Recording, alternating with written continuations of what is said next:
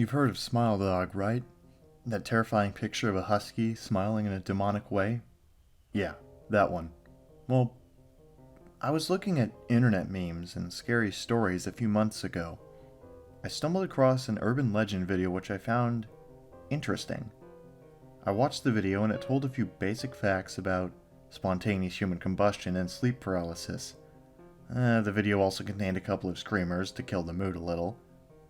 The end story was of smile.dog, however. It simply presented the picture and told the viewer the legend. I researched it a bit more and found it to be terrifying, but quite cool.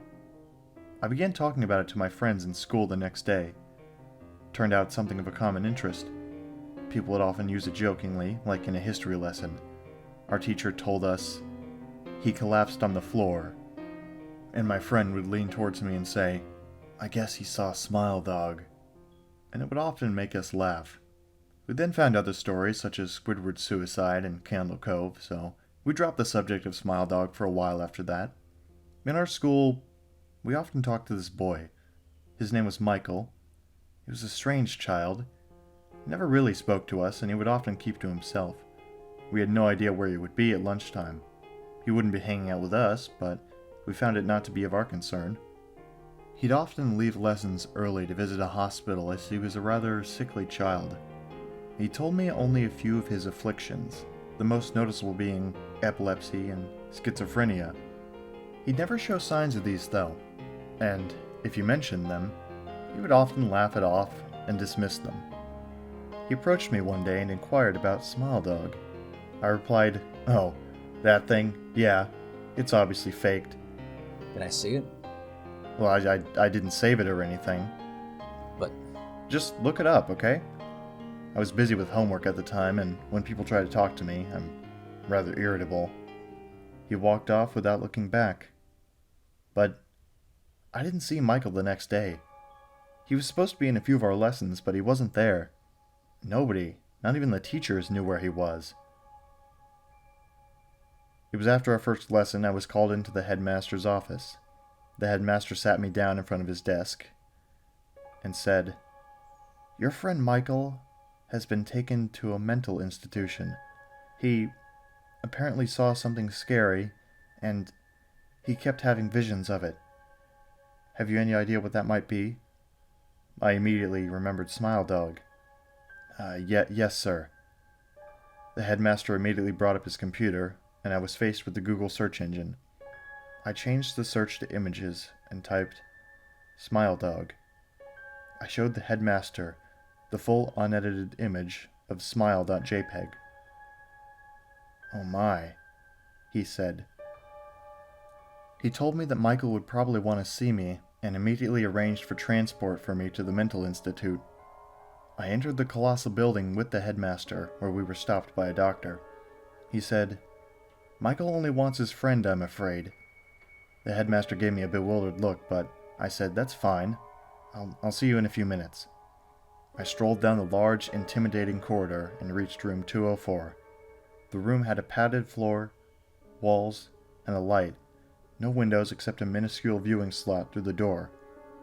I walked in and almost vomited. Michael was lying face down in the middle of the room with his hands still gripped tight on his neck. He was dead. There was a hastily scrawled note left next to him. It was for me. Josh, I saw that smile.dog picture that you told me about. It's everywhere. No matter what we do, it can't be stopped. It appears in the brightest moments of your life. It'll always be watching, never moving, and will not go away. Why did they have to put me in this room? Why do I have to be trapped in this godforsaken place? I had no escape, no how much I kicked off.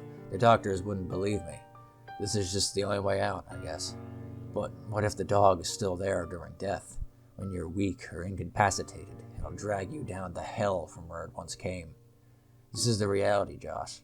Do not ever mention smile.dog to anyone ever again. Sincerely, Michael. I pocketed the note and alerted the doctors.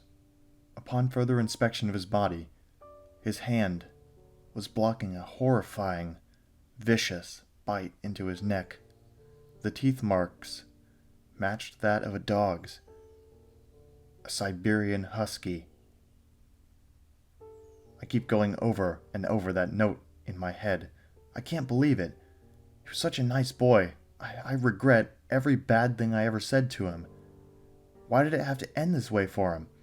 Now, there's a small part in my head saying I'm responsible, but another portion of my head believes that this is all just fake, and I should have been more aware of Michael's afflictions. The only trouble is, I'm running out of options to believe here. I didn't know that schizophrenia was contagious, but I keep seeing that damn little dog in the corner of my eye everywhere I go. It's starting to get on my nerve. Wait a minute. Is that? No. I hear panting and scratching on my door.